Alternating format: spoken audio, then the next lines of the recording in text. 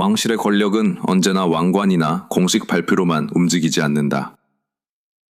때로는 휴가 중 찍힌 단 한 장의 사진이 수십 년 동안 감춰져 있던 불신과 세대교체의 긴장을 한꺼번에 드러내기도 한다. 2025년 여름, 카밀라 왕비가 가족과 함께 고급 요트에서 휴가를 보내는 모습이 알려지자 영국 사회는 즉시 술렁였다. 사진 속 장면은 평온했지만 그 뒤에는 정치적 인맥, 외부 접대, 왕실의 중립성, 그리고 윌리엄 왕세자의 개혁 의지가 얽혀 있다는 주장이 빠르게 퍼졌다.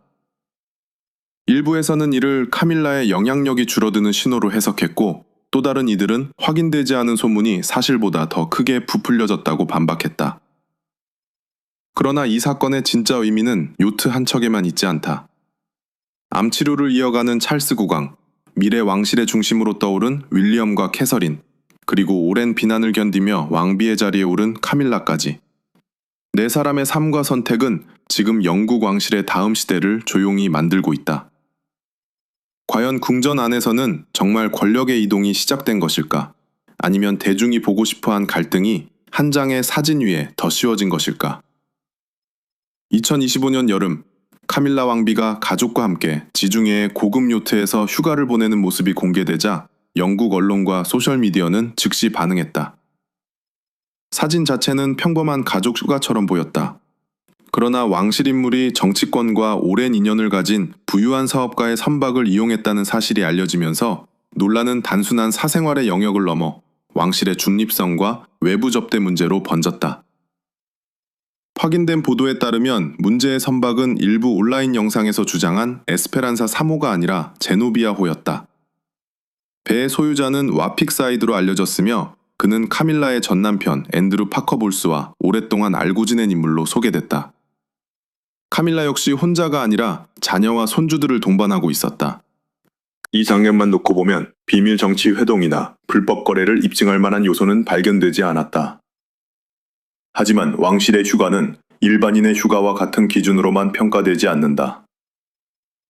국왕과 왕비는 정당 정치에 직접 개입하지 않더라도 수많은 자선단체와 후원기관의 얼굴이며 그들의 방문과 관심은 막대한 홍보 효과를 만든다.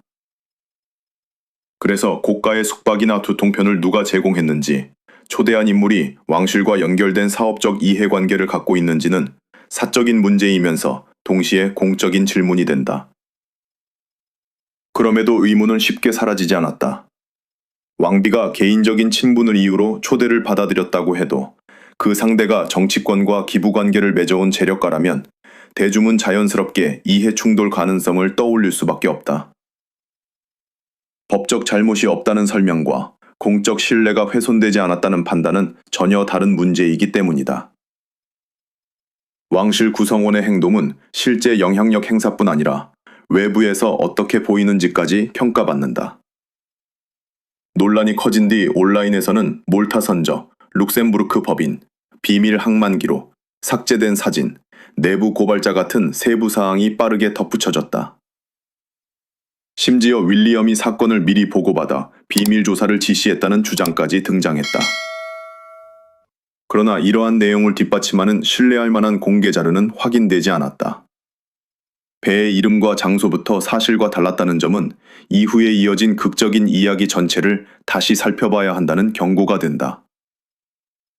왕실 이야기는 정보가 부족할수록 더 쉽게 확대된다. 궁전이 침묵하면 그 빈자리를 인명의 소식통과 상상력이 채운다. 짧은 사진 설명은 비밀 회의로, 가족 간의 친분은 로비 의혹으로, 일정 변경은 숙청의 증거로 변한다. 대중은 이미 찰스의 건강, 윌리엄의 부상, 카밀라의 불안정한 이미지에 관심을 갖고 있었고, 요트 사진은 이 모든 긴장을 하나의 서사로 묶어주는 완벽한 장면이 됐다. 여기서 중요한 것은 의혹을 무조건 부정하는 것도 반대로 빈틈을 사실로 채우는 것도 아니다. 확인된 사실과 합리적인 질문, 그리고 증거 없는 주장을 구분해야 한다. 왕실이 충분히 설명하지 않았다는 비판은 가능하지만 설명의 부족 자체가 곧 부정행위의 증거가 되는 것은 아니다. 결국 첫 번째 질문은 누가 배에 탔는가가 아니다. 오랜 친구의 호의가 왕비에게도 단순한 사적 초대로 남을 수 있는가? 그리고 왕실은 의혹이 커지기 전에 어디까지 설명해야 하는가이다. 사진 속 바다는 고요했지만 그 순간 왕실을 둘러싼 신뢰의 물결은 이미 거칠게 흔들리기 시작했다. 카밀라를 둘러싼 논란이 다른 왕실 인물보다 훨씬 빠르게 확산되는 이유는 현재의 행동만으로 설명되지 않는다. 그녀의 이름 뒤에는 찰스와 다이애나의 결혼 파탄, 오랜 비밀 연애, 그리고 한 시대를 뒤흔든 대중적 분노의 기억이 함께 따라다닌다. 요트 사진 한 장이 곧바로 의심의 상징이 된 것도 대중이 이미 오래전부터 카밀라를 완전히 신뢰하지 못했기 때문이다. 젊은 시절 카밀라는 앤드루 파커볼스와 결혼해 가정을 꾸렸지만 찰스와의 관계는 끊어지지 않았다. 두 사람의 친밀함이 세상에 알려졌을 때 다이애나는 사랑받지 못한 왕세자비로 동정을 얻었고 카밀라는 그 반대편에 놓였다.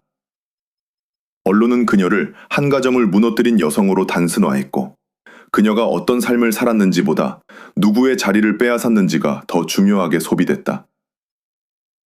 2005년 찰스와 결혼한 뒤에도 상황은 쉽게 바뀌지 않았다. 카밀라는 화려한 변명이나 감정적인 인터뷰 대신 지역 방문과 자선활동을 반복하며 대중의 시선을 견디는 방식을 선택했다.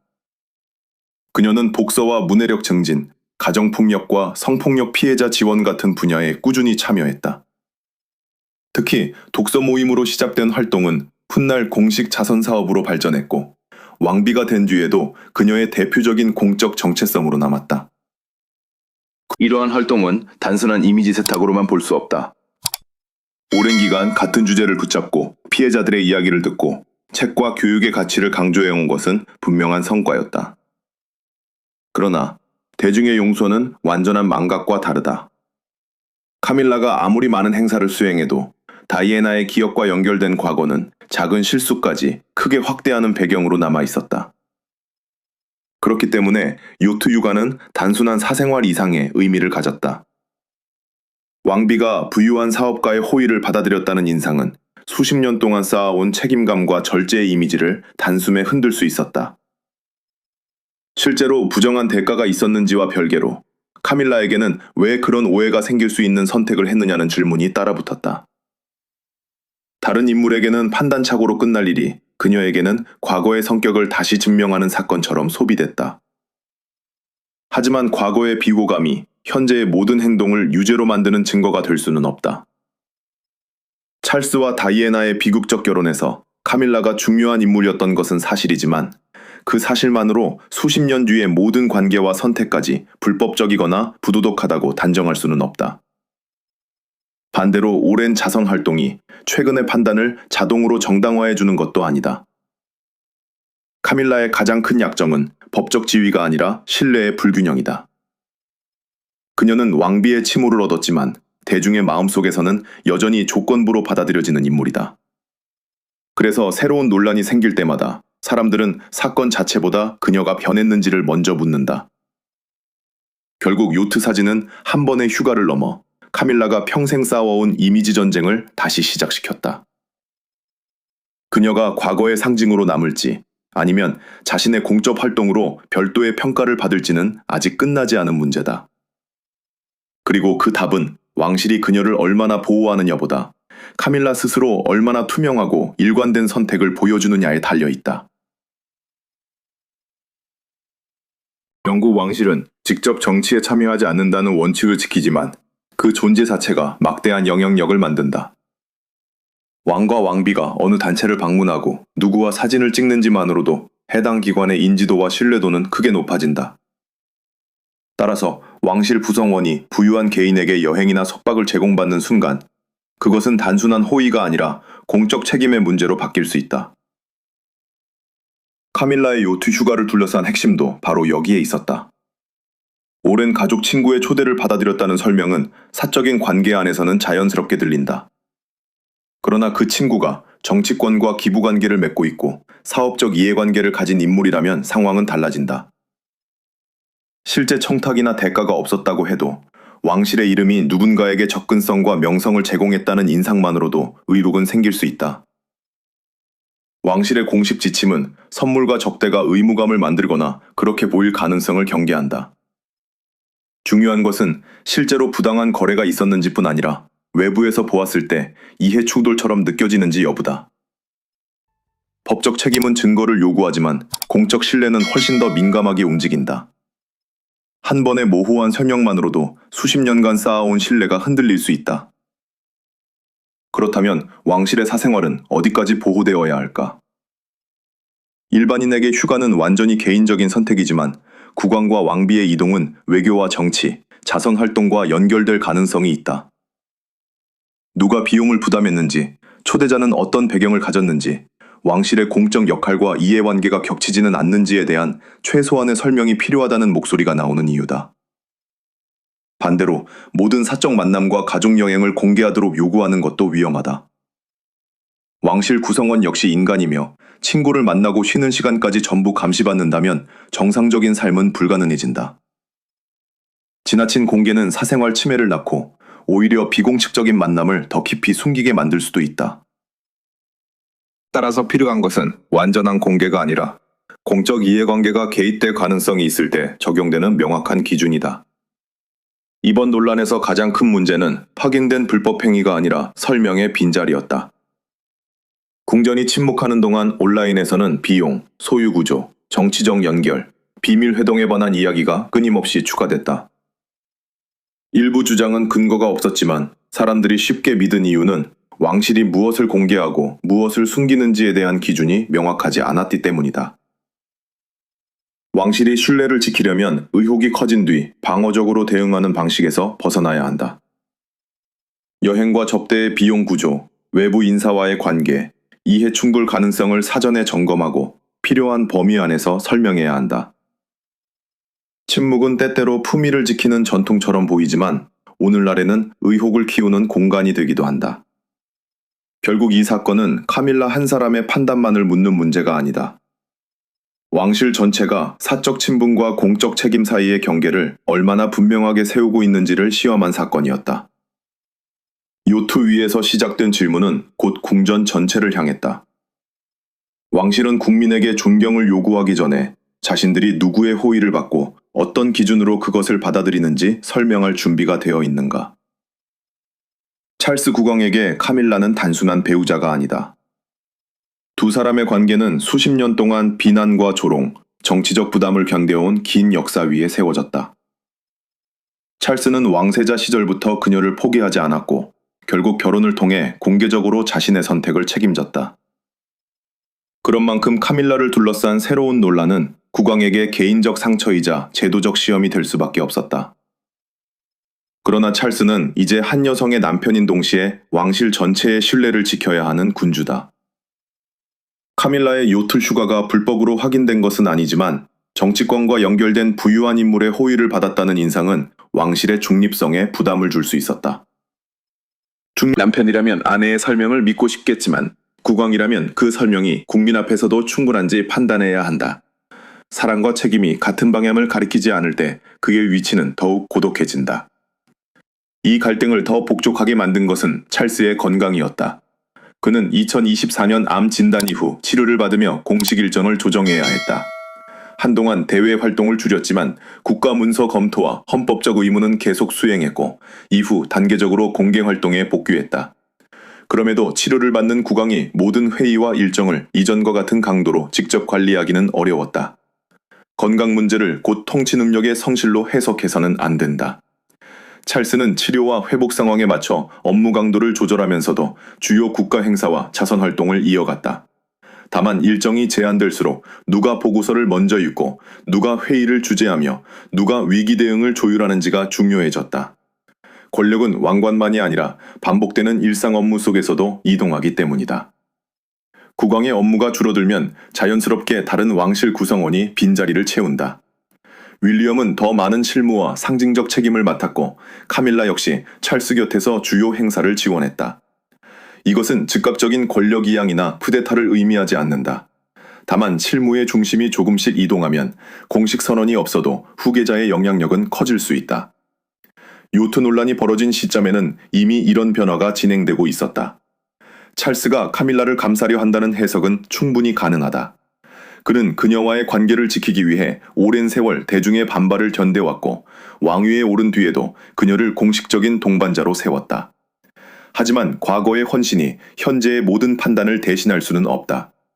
왕실의 규칙이 존재한다면 가장 가까운 사람에게도 적용되어야 하며 그렇지 않다면 국왕의 권위는 보호가 아니라 특혜로 보일 수 있다. 반대로 찰스가 아무 설명 없이 카밀라와 거리를 둔다면 또 다른 문제가 생긴다. 그는 아내를 희생시켜 여론을 달래는 냉정한 군주로 비칠 수 있고 오랜 관계를 부정하는 듯한 인상을 줄 수도 있다. 그래서 필요한 것은 극적인 단절이 아니라 사실관계의 확인과 투명한 기준이다. 감정이 아니라 절차가 변론을 내려야만 찰스도 남편과 국왕의 역할을 동시에 지킬 수 있다. 결국 찰스의 가장 큰 과제는 카밀라를 무조건 보호하는 것도 여론에 떠밀려 버리는 것도 아니다. 그는 자신의 건강을 관리하면서 왕실의 연속성을 유지하고 배우자에 대한 사랑이 제도의 신뢰를 약화시키지 않도록 해야 한다. 카밀라를 지켜온 시간이 사랑의 증거였다면 이제 그 사랑을 공적 책임과 조화시키는 일이 그의 통치가 남길 더 어려운 시험이 되고 있다. 윌리엄 왕세자는 어린 시절부터 왕실의 가장 어두운 장면을 가까이에서 지켜봤다. 부모의 불화와 다이애나의 죽음은 개인적인 상처였고 이후 해리와의 결별, 앤드루 왕자를 둘러싼 논란, 반복되는 언론 위기는 그에게 한 가지 교훈을 남겼다. 기록되지 않은 약속과 설명되지 않은 관계는 결국 왕실 전체를 위험에 빠뜨린다는 것이었다. 그래서 윌리엄의 방식은 감정보다 구조에 가깝다. 그는 공개적인 분노를 드러내기보다 역할과 책임을 분명히 하고 성과가 보이지 않는 사업은 재검토하며 외부 인사와의 관계에도 명확한 기준을 요구하는 인물로 평가된다. 일부에서는 이러한 태도를 차갑다고 보지만 지지자들은 반복되는 스캔들을 막기 위해 필요한 변화라고 말한다.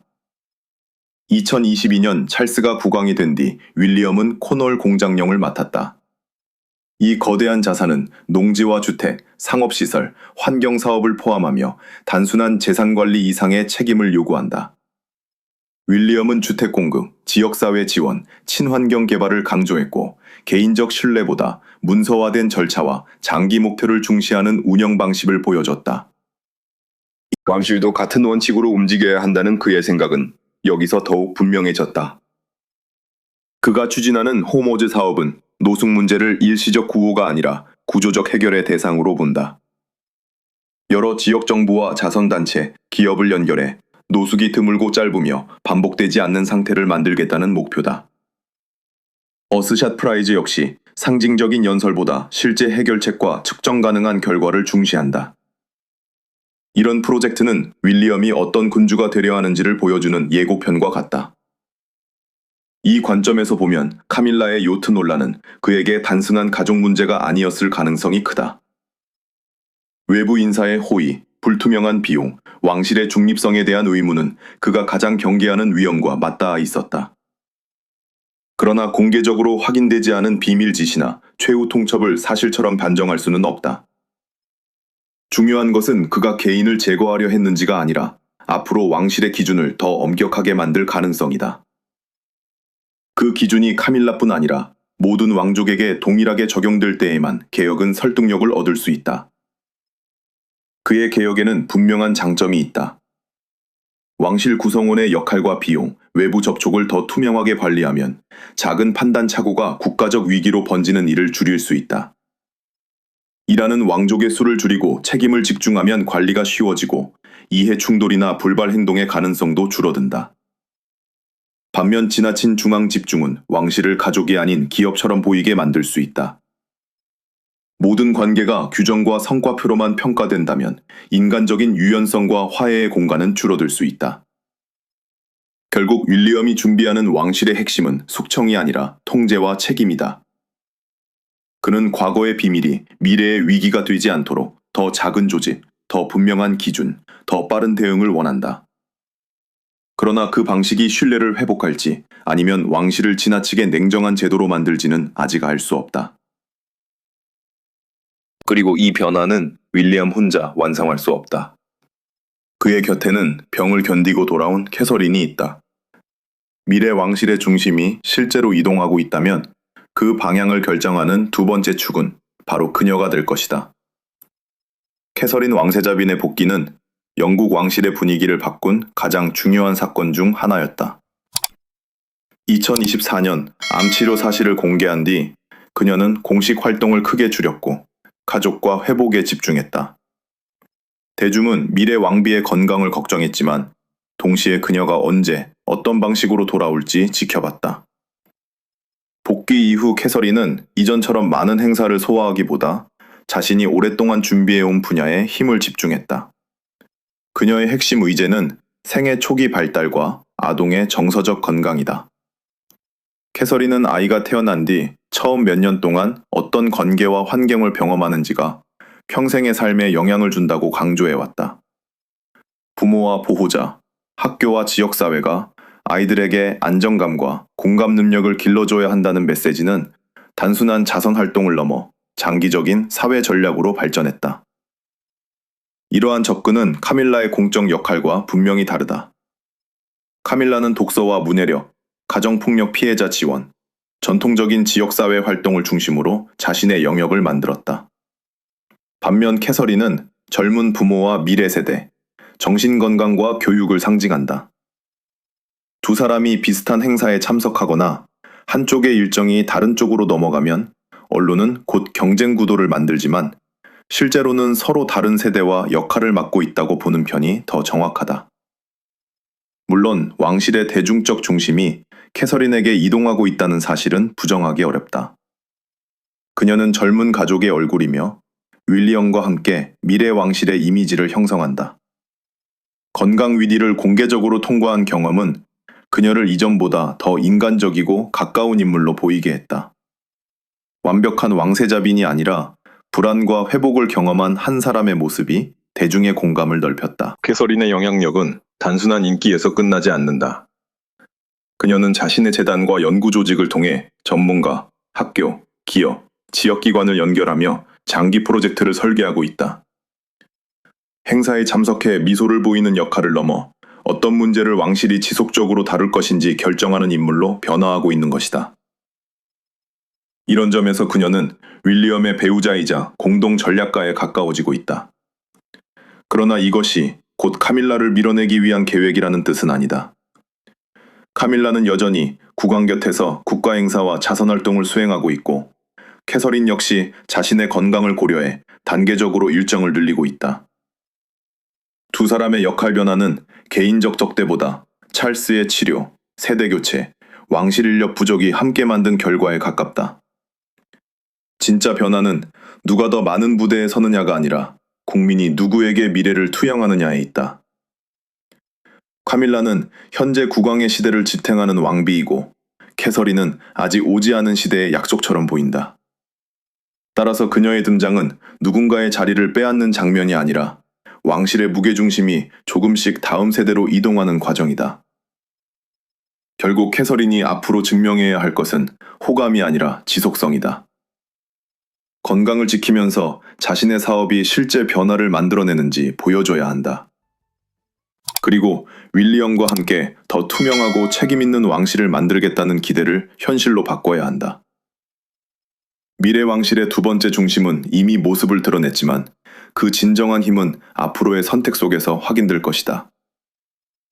왕실의 미래는 한 사람의 감정이나 궁전 안의 소문만으로 결정되지 않는다. 영국의 왕위 계승은 법과 전통에 따라 움직이며 찰스의 시대가 끝나면 중심은 자연스럽게 윌리엄과 캐서린에게 넘어간다. 그러나 그 순간 카밀라의 위치가 어떻게 바뀔지는 단순하지 않다. 그녀는 찰스의 배우자이자 현 시대의 왕비이지만 다음 왕의 시대에는 전혀 다른 관계 속에서 자신의 역할을 다시 정의해야 한다. 카밀라가 곧바로 모든 지위와 활동을 잃을 것이라는 주장은 지나치게 단정적이다. 그녀는 오랫동안 독서와 문해력, 가정폭력 피해자 지원, 지역사회 활동을 이어왔고 이러한 후원 관계는 개인적 신뢰와 공적 성과 위에 형성돼 있다. 하지만 현재의 영향력 상당 부분이 찰스의 국왕 지위와 연결돼 있다는 점도 부정하기 어렵다. 찰스가 없는 시대에는 공식 일정, 참모 조직, 거주와 재정 지원의 범위가 새 국왕의 운영 철학에 따라 달라질 수 있다. 윌리엄에게 가장 큰 시험은 과거의 상처와 제도적 책임을 구분하는 일이다. 그는 어머니 다이애나의 고통을 가까이에서 보았고 카밀라를 둘러싼 기억에서 완전히 자유로울 수 없다. 그러나 국왕이 된 뒤 개인적 감정으로 한 사람을 밀어낸다면 그가 강조해온 공정성과 규율은 시작부터 설득력을 잃게 된다. 외부 접대와 이해 충돌의 엄격한 기준을 세우려면 카밀라뿐 아니라 자신과 캐서린, 다른 왕족에게도 동일하게 적용해야 한다. 캐서린 역시 새로운 시대의 상징이라는 기대만으로 평가받을 수는 없다. 그녀는 건강을 지키면서 아동 발달과 정신건강 분야의 사업이 실제 변화를 만드는지 증명해야 한다. 카밀라의 자리를 대신하는 인물이 아니라 자신만의 공적 유산을 만드는 왕비가 되어야 한다. 두 여성을 끝없는 경쟁 구도에 가두는 순간 왕실의 변화는 개인적 승패로 축소되고 만다. 찰스에게 남은 과제도 분명하다. 그는 치료를 이어가면서 국왕의 업무를 수행하고 후계자에게 실무를 나누어 주되 자신의 통치가 이미 끝났다는 인상을 피해야 한다. 동시에 카밀라에 대한 사랑이 왕실의 윤리 기준보다 위에 있다는 의심도 남겨서는 안 된다. 배우자를 지키는 일과 제도를 지키는 일이 충돌할 때 그가 어떤 절차를 선택하는지가 마지막 평가를 좌우할 것이다. 요트 사진은 실제였지만 그 위에 세워진 비밀회의와 숙청의 이야기는 입증되지 않았다. 확인된 변화는 훨씬 조용하다. 찰스는 건강에 맞춰 업무를 조정하고 윌리엄은 더 많은 실무와 책임을 맡으며 캐서린은 자신의 장기 의제를 다시 확대하고 있다. 카밀라는 여전히 공식 활동을 이어가지만 대중의 시선은 이미 다음 세대에 더 오래 머무르기 시작했다. 결국 왕실의 진짜 위기는 한 번의 휴가나 한 사람의 실수에만 있지 않다. 의혹이 생겼을 때 무엇을 설명하고 누구에게 같은 기준을 적용하며 가족의 감정과 공적 책임을 어떻게 구분하는지가 더 중요하다. 찰스 이후의 왕실이 더 투명하고 안정적인 제도가 될지 아니면 지나친 통제 속에서 인간적인 신뢰를 잃을지는 윌리엄의 선택에 달려 있다. 왕관이 바뀌는 날보다 먼저 사람들의 기대가 이동하는 순간 새로운 시대는 이미 시작된다.